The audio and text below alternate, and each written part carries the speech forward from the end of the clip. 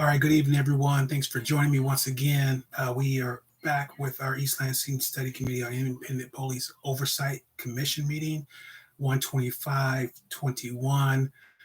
We have a couple of prosecutors coming to speak with us today, and we're going to be talking about really police oversight model and really to build around that. So really what the oversight that we're creating, police oversight we're creating, we will be trying to get them their operational mode of how they would go out and do their commitment to the commission and to the issues on police oversight. So we'll get started here in about 3 or 4 minutes. Hang tight. Appreciate you. Thanks for joining us, and I hope you learned something for your community going forward. Take care.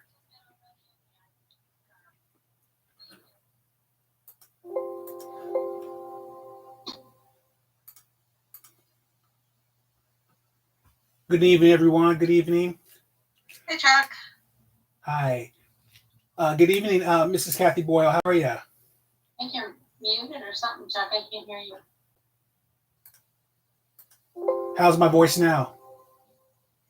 We can't hear you, Chuck. Your lips are moving, but we...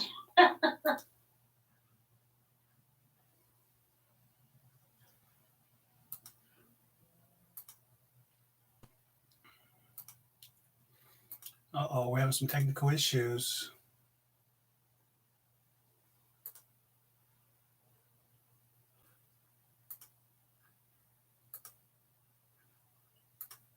Can you hear me now?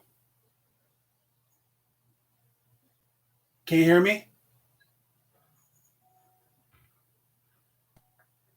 Not good.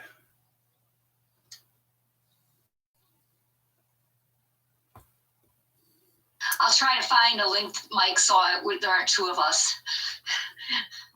No one mix us up in a lineup. Can you hear me now? Oh, here, I got it now. Can you hear me? Oh, I see. Uh-oh. Yeah, I didn't get the link, unfortunately. It might have come to my CAS prosecutor, which doesn't come to me. I thought we had that figured out. I don't know. I'm very technologically inept. I'm sending the link to my personal computer now, so I can hope I'll close out. Well, if you're already on, you should just be able to rename yourself by opening up the button on the bottom that says participants. Oh, I've done that before. Yeah, okay. Just rename yourself and you're fine. Hey, cool. I've done that. Okay.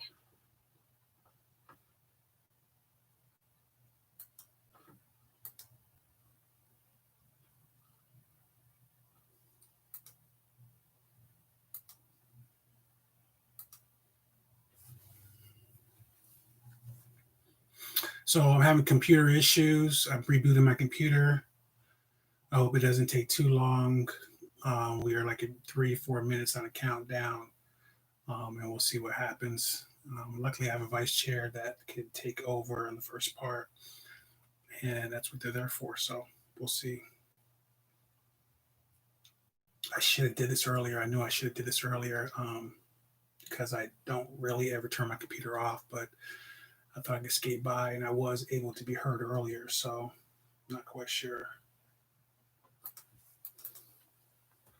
Hopefully this works.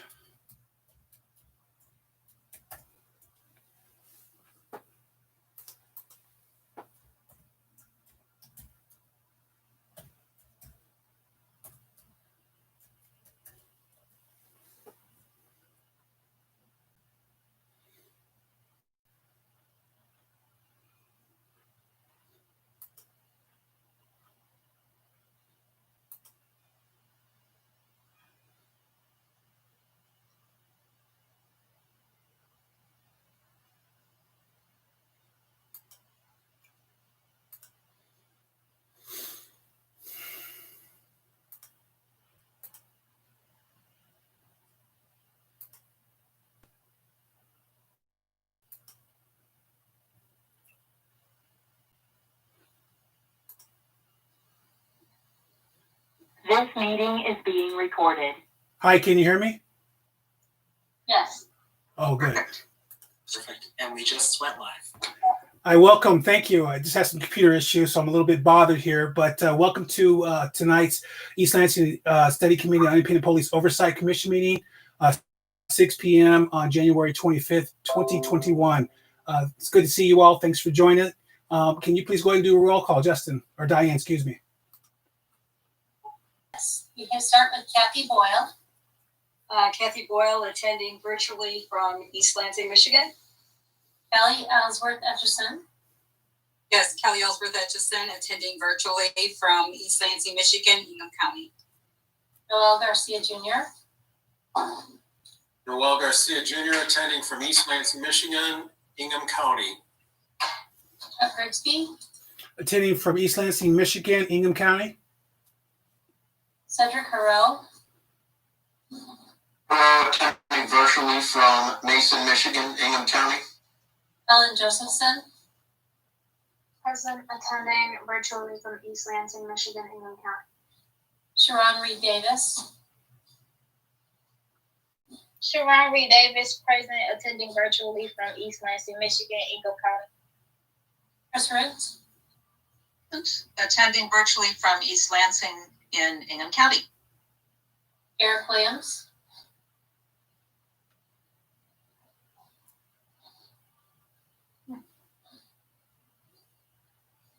Eric, you're muted. I'm attending virtually from East Lansing, Ingham County. Thank you. Ron Bacon. Present, attending virtually, East Lansing, Clinton County. And Sade Colwood and Clinton Taylor let us know they were unable to attend. Thank you, Diane.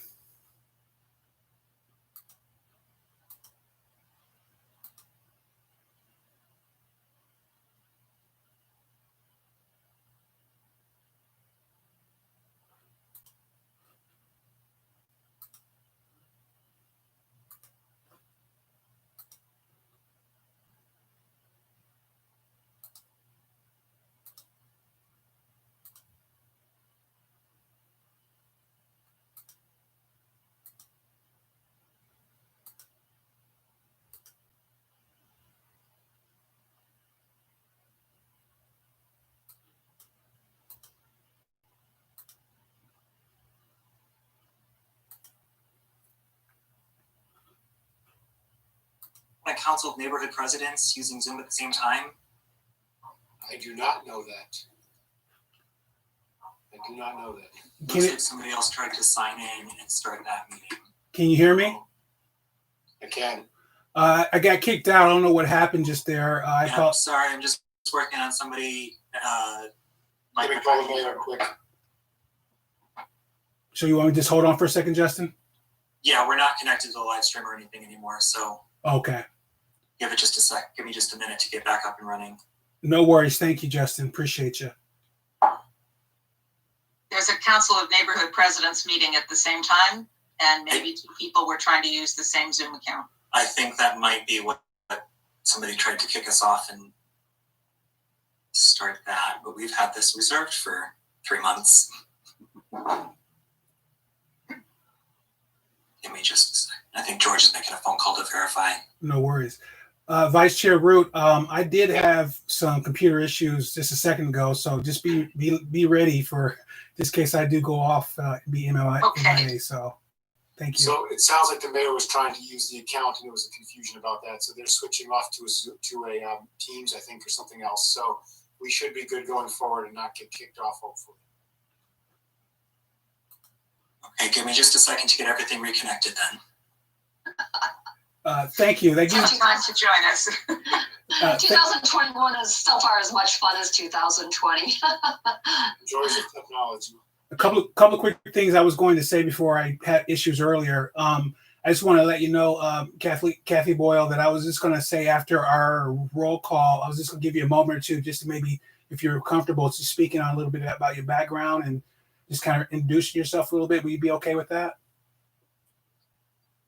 I'm sorry, I don't know who's talking. This is Carol Siemon.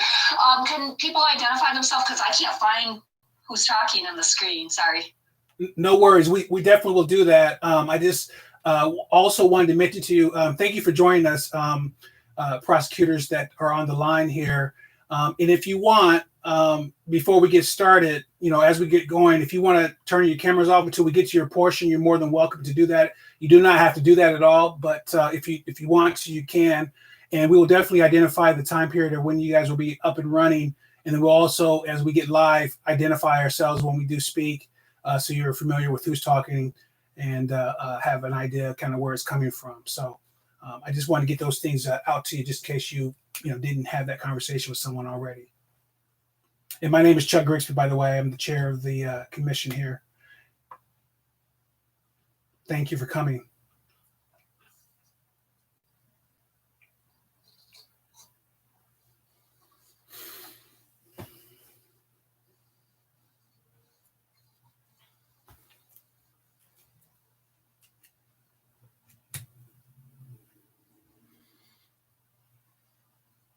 It's pretty amazing we haven't had any issues up until this point so far already, with technology.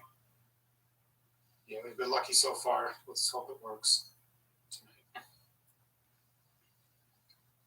While we're waiting, I was going to put it in chat, but Mr. Cheltenham, you don't age one bit. We go back 100 years and you haven't changed. What's your secret? I'm trying to live the same lifestyle that you are, Noel. Yeah, right. Clean living.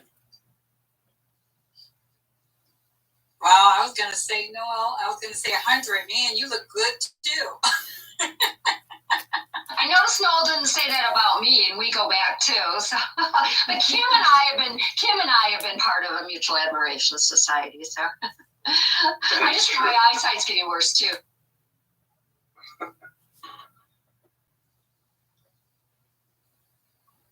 Just give me another minute or so. I had to create a new event in YouTube because the other one closed out completely. So.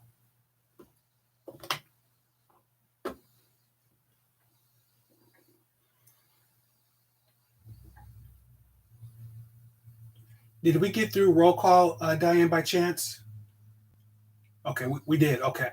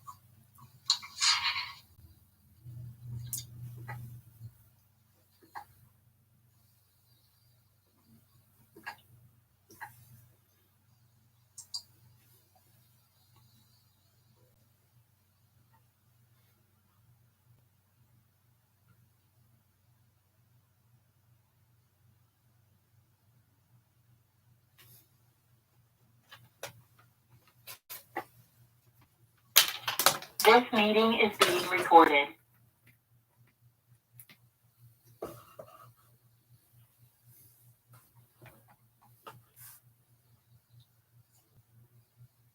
Okay, we are back online, Chuck.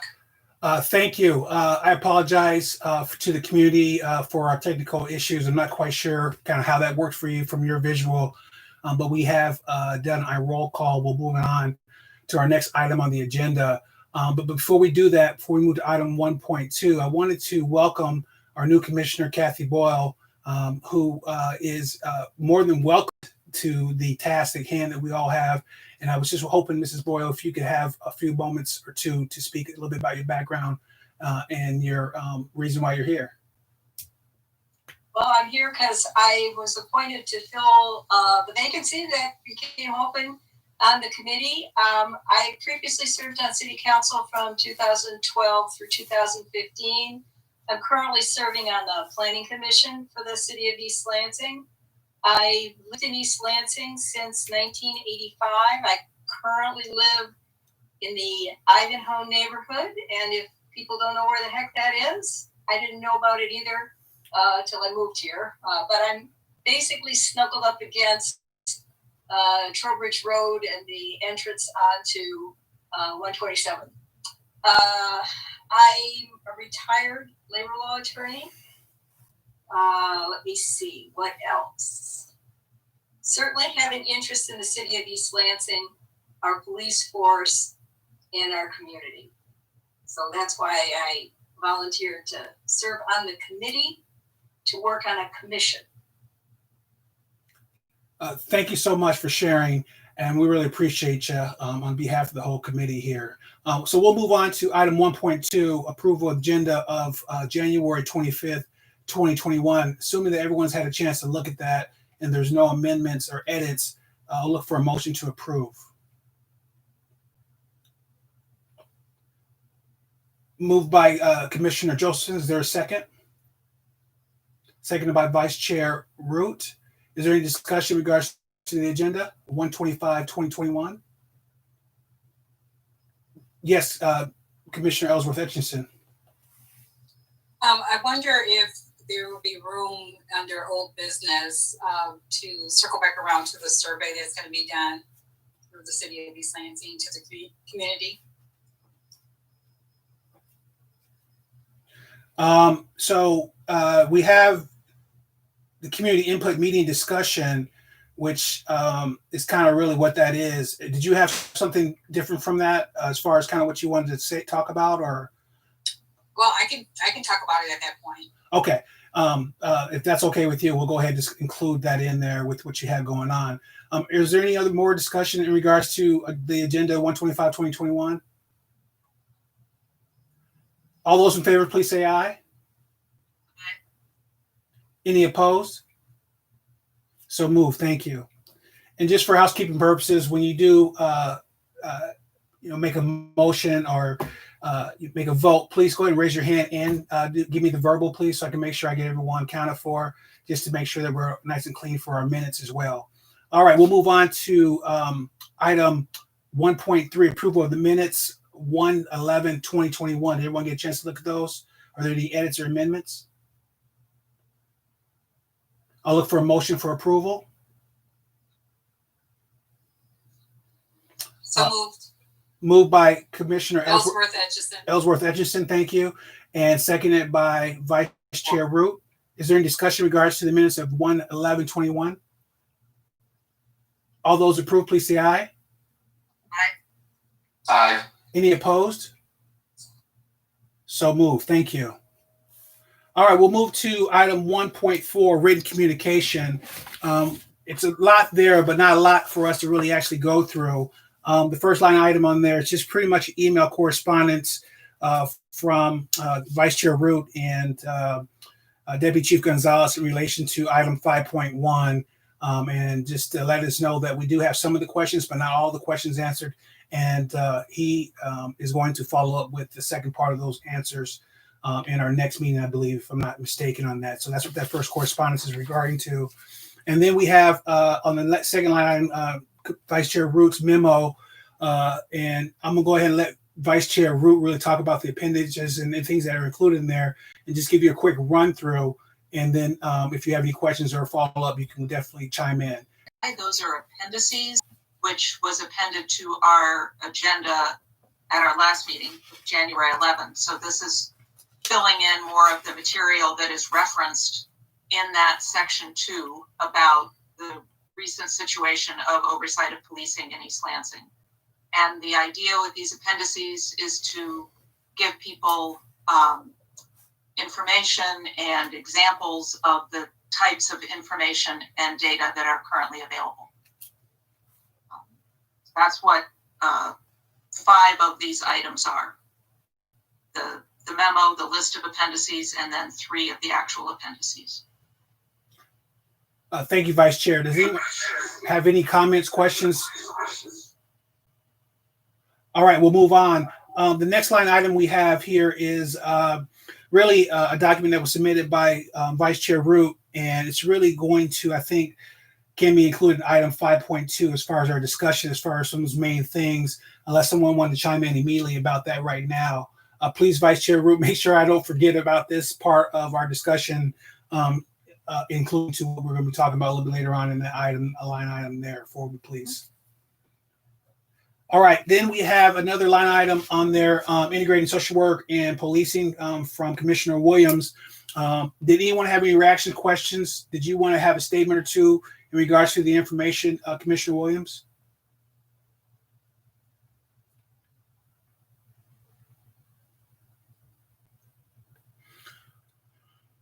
Well, yeah, some of the information there's going to be included in our talk in section 3. So, I just wanted to make sure if you wanted to comment on that or say anything about anything that you submitted to us until we get to that part. Some of it was sparked, especially the material from Harris County was sparked by the discussion that we had with community mental health people at the last session. They were very taken with some of the programs in Harris County, so I looked those up. And there are a variety of ways that social workers are integrated into police work or combined with police work models. About that going forward, and I appreciate you submitting that information for us to be able to have to look through. It's very helpful in regards to our last presentation that we had with the social workers. So thank you for doing that. Any other comments before we move on? All right, then the last item on there is just our recommendation discussion for section 3, specifically what we will be talking about of consensus about kind of really what to build around going forward in that section. So that's just really an outline for you to have there. So hope everyone's at the agenda. All right, so we'll move to item 1.5. Justin, just real quick, do we have anyone on the line tonight? There's currently one caller in the queue. Okay. So pursuant to MCL 15263 subsection 1, limiting public comment to 5 minutes per individual, does anyone want to entertain that tonight? As far as enforcing a 5-minute rule for public comment? Yes, Vice Chair, is that a move? Are you making a motion, Ms. Vice Chair Root? I would move that we limit public comment to 5 minutes per individual for today. We've been doing that at each of our meetings, and I think it's helpful to be consistent. Thank you. And I think that's already been seconded by Commissioner Josephson. Second that. Thank you. Is there any more discussion in regards to item 1.5, limiting public comment to 5 minutes? All right. All those in favor, please say aye. Aye. Aye. Any opposed?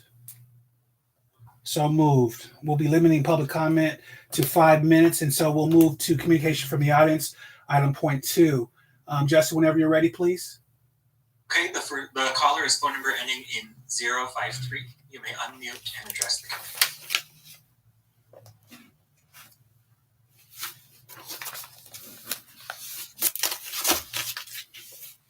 Again, phone number ending in 053. You may unmute and address the committee.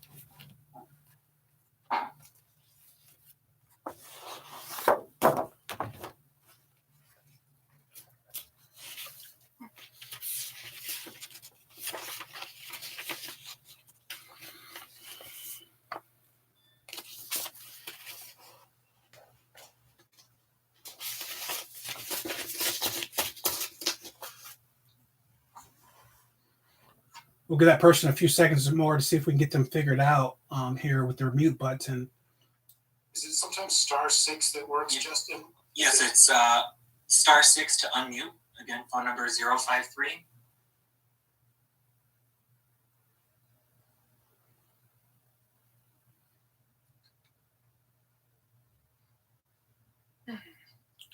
We have so few people calling in and giving us input. I hate to not take advantage of someone who's actually there. So I'm just trying to be patient, see if we get lucky and we can get them in on the line. We'll move on here for, after a couple seconds or so, but I just really want to get whoever willing a voice.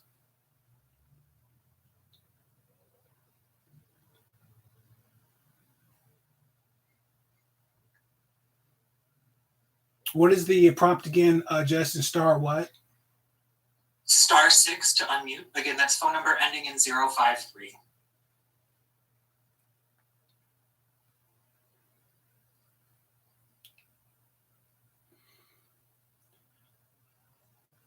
All right, looks like it's going to be, unfortunately, we can't get this person in.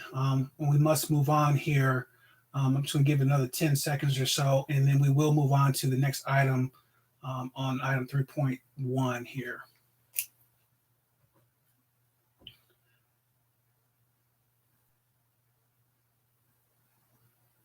*6 if you're on the line.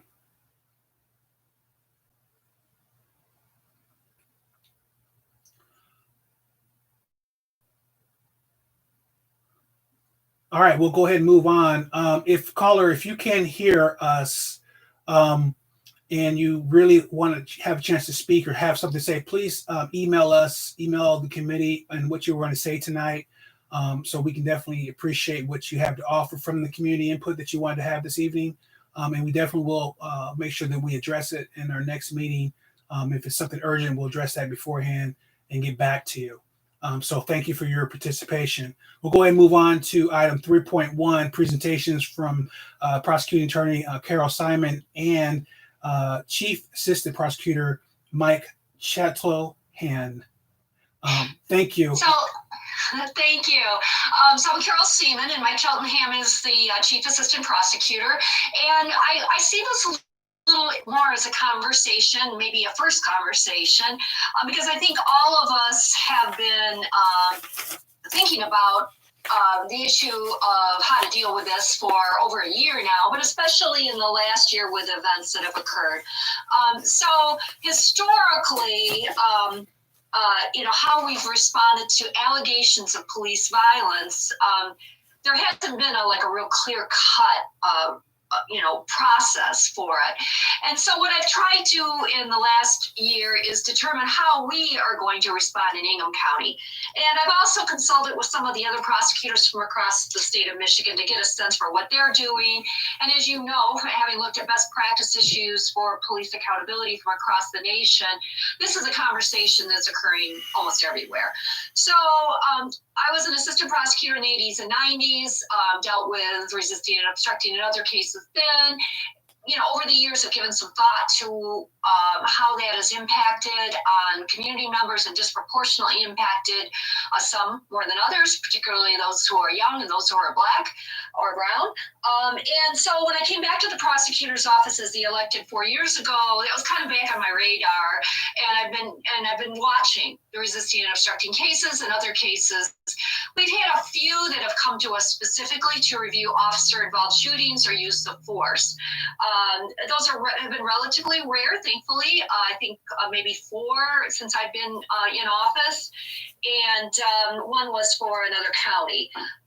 So we didn't have a magic answer for how we would look at police use of force issues, but certainly there were the couple of East Lansing cases that put that on my radar screen more specifically.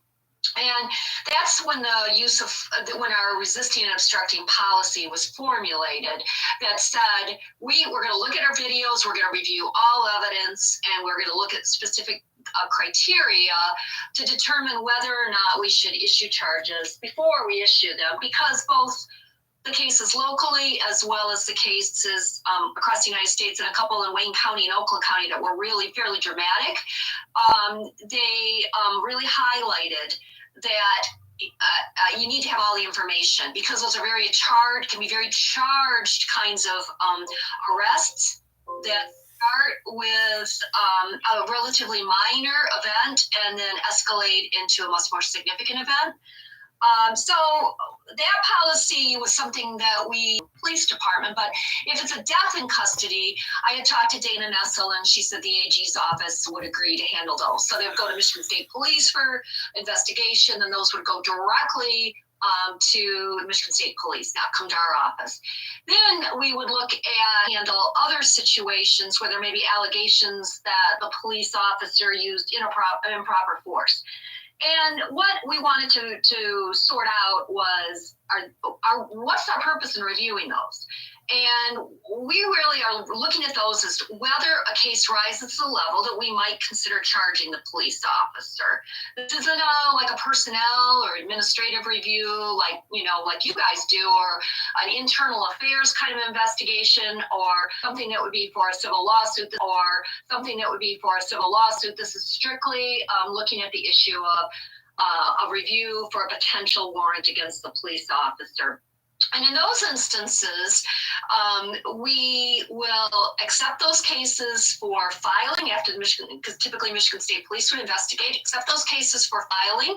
We do decide whether we should do the warrant review in-house or whether we should refer it through the special prosecutor process, which also goes to the AG, but only insofar as they decide whether or not a special prosecutor is warranted. And if so, then another county prosecutor would do the review in those cases. And so to make a decision whether a case is one we'll handle internally or refer it for a special prosecutor, we are going to look at a variety of factors such as the media notoriety. Is our perception or reality that we can't be fair or unbiased in our evaluation, either towards the community or towards the police? But if it's a kind of a run-of-the-mill situation, or it involves an off-duty kind of allegation, then we would probably review that in-house. And so we are trying to create a situation where we are reviewing our own community and holding ourselves and the community accountable. On the other hand, trying to create a structure that doesn't lead to potential for bias or conflict of interest. So we are going to continue to evaluate this as we see what you are doing, and also as we see what best practices are. Our best practice is to have an independent statewide body both investigate and do the warrant reviews for these cases, or is there some other process? So that's kind of where we are right now, and Mike might want to chime in with a few things I left out, or we can open it for questions. Carol, I'd only emphasize one thing that you mentioned, just because the amount of work and thought that you put into it, I think, needs to be elucidated a little bit, was the conversation you just had about that. It's a struggle. I'm sure you're aware that in other parts of the state, other prosecutors' offices have made a blanket decision to use of force, and a charge is sought from the prosecutor's office. The local prosecutor immediately recuses themselves and does not take part in that decision-making process. And one of the things that Carol was very much aware of is that when there appears to be a conflict of interest, and we ignore that and we move forward with cases that come here in county and that involve our own police officers, if we simply just ignore the fact that there looks to be a conflict of interest and don't deal with that, and don't deal with the case because it's local, then there's sort of the understanding that we are not being accountable to the community we serve.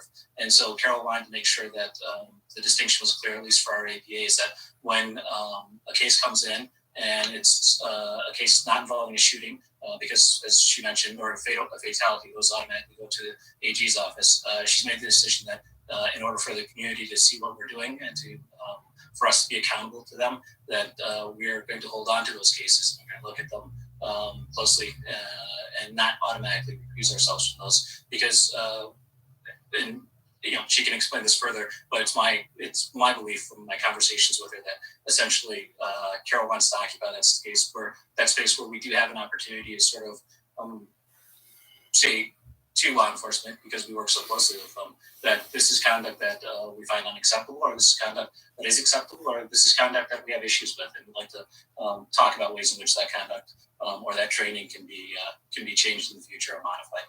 So I just wanted to emphasize that portion. And I think, thank you, Mike. It is also that portion. And I think, thank you, Mike. It is, as he mentioned, it's a different view of how we hold ourselves accountable. And he alluded to Ellie Savitt, who's the new Washtenaw County prosecutor, who just, when he took office, said all cases involving police use of force are going to be referred out. I'm a member of a network of prosecutors across the nation called Fair and Just Prosecution. They recommend keeping them in-house. Most of the prosecutors in Michigan will keep them in-house for some use of force, and will refer others out. So there is absolutely zero best practice right now. And I think as I'm listening to tonight, how to formulate your local practice, if we have a community conversation that includes the community ad, it can evolve, because I do think it's an evolving practice. Really, what is the best way for us to hold each other accountable and to have our own community standards, which may be different than that people have this clear-cut of idea of what's going to happen as is possible. So that's where we are. And I wish I had something very clear and specific to say, magic, this is exactly what we're going to do. But I think the presumption is that some kinds of cases just really absolutely have to go out, but that we're open to what this commission decides and what you are finding in your processes about those intermediate cases that involve death, but all involve allegations of violence. Thank you. And I'll open it up to any commissioners who have any reactions, questions, or follow-ups to some of the things you've heard tonight already. Yes, Commissioner Ellsworth Etchison. Hello, thank you for being here tonight. You had talked about the process, and we've learned that also as part of this work, that things go to the Michigan State Police, and then it goes on from there, whether it's your office or the AG's office. And so one, I have a concern about the policing themselves when it comes to investigating. And two, I guess I want to hear, because you talked about biases. And so I want to, because we all have them. And so I'm interested to hear how your office can objectively look at a case and removing biases. Because as you know, around the country, we see time and time again where there's extreme use of force, where there was something very simple that escalated very quickly. In fact, the police escalated it as opposed to de-escalating. And someone is either hurt or killed. As a result of that, we'll see an officer be arrested, but then that's it. That's as far as it goes.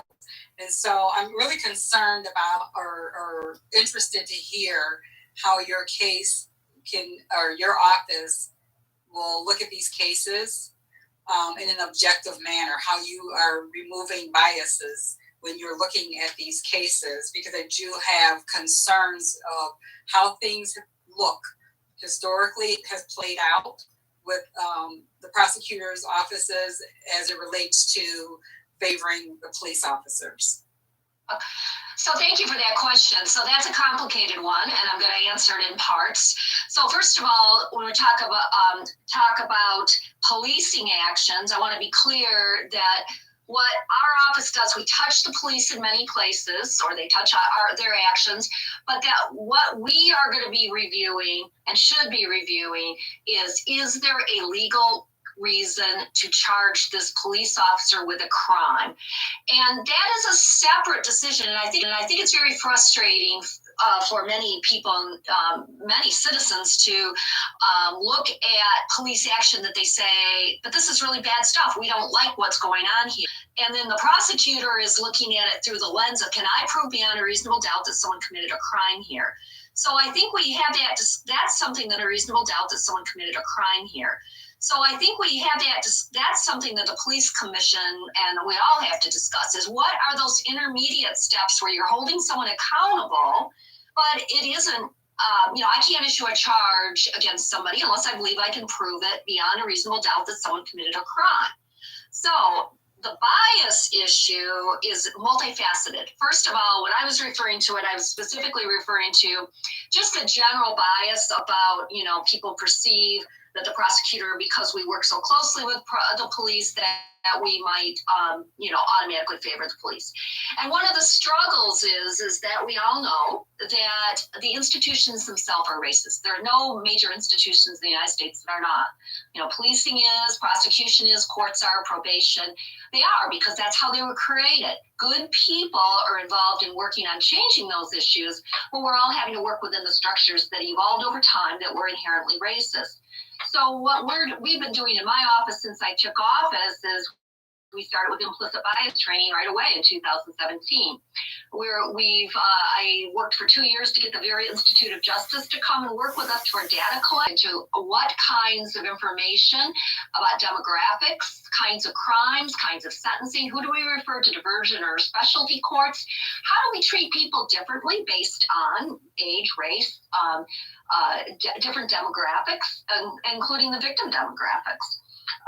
So I think the first step is you have to be conscious. And that's one reason we want to keep our cases here in Ingham County as much as we can, because it's our community and we set the standard for what we want in regards to training, what we want involves our community, East Lansing and Ingham County. And that might be different than another county. I'm not disparaging another county, but they may have different dynamics. So the work we're doing here should stay here as much as it can. When there's not a concern that because of media attention or a direct conflict, like we just finished a big jury trial with someone who is now accused or alleged to have committed violence, where we really have to send that case out, we want to keep it here because we're part of that community and that discussion. So it's real. I mean, the idea, Eric and I have actually had several conversations because we're sort of neighbors. We live just kind of around the corner from each other. We've had a few conversations about what does it look, both policing and for reviews. Do we do it locally? Do we do it at the state level? What would happen if a police officer is fired from one community and moves into another community? What do we do if the prosecutor does or does not keep a Brady list and doesn't notify the defense?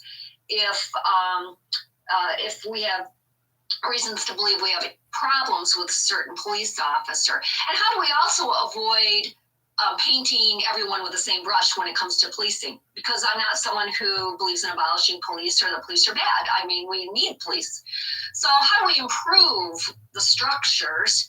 We bring in the right people, get the wrong people out, and then create those reviews. And so I don't know if I answered your question, but it is very complicated and multifaceted. But I think one of the best answers is the best way to eliminate biases, first of all, to be aware that we have it. So we've all done the Harvard implicit bias test. So we've all done an institutional analysis. We've had several workshops. We're continuing to do that so that we're at least alerted to it. Vera is going to tell us. We already know that in some of our arrests that we're like the rest of the state, we're terribly disproportionate.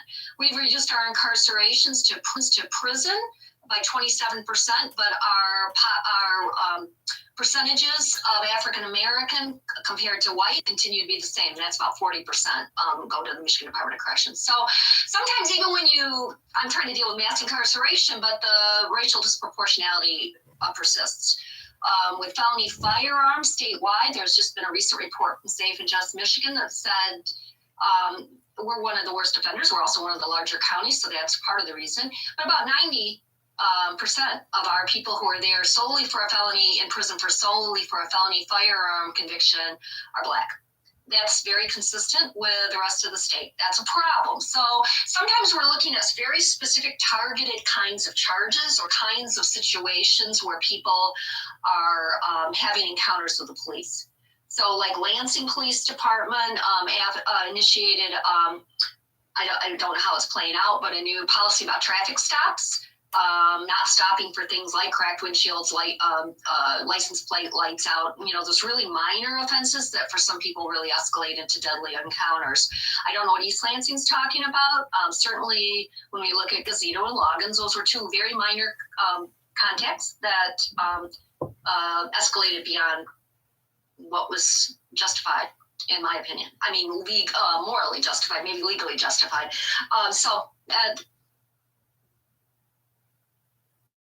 I guess I'll stop there. Thank you.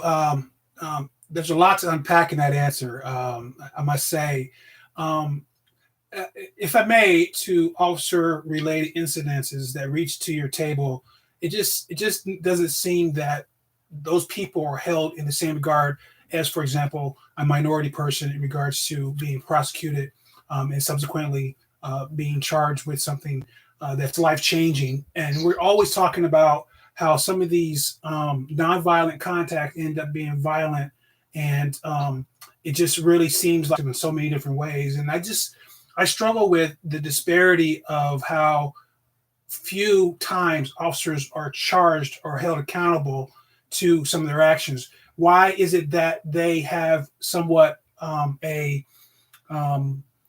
more degree of room to be able to do these behaviors, especially when you have someone, you brought up the Brady list, especially when you have people who are on this list who have had several complaints, who have been kind of involved in a way that, we really would bring a lot of suspicion. And how you have people who are on this list who have had several complaints, who have been kind of involved in a way that, we really would bring a lot of suspicion, and how those people time and time again seem to not be held accountable.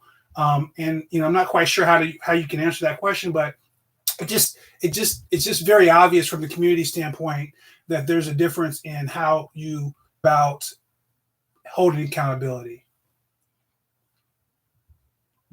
Okay, so let's give an analogy. So sometimes, so let's say someone goes to a doctor and has surgery, and that person has a bad outcome, like they're worse off than they were, maybe dead.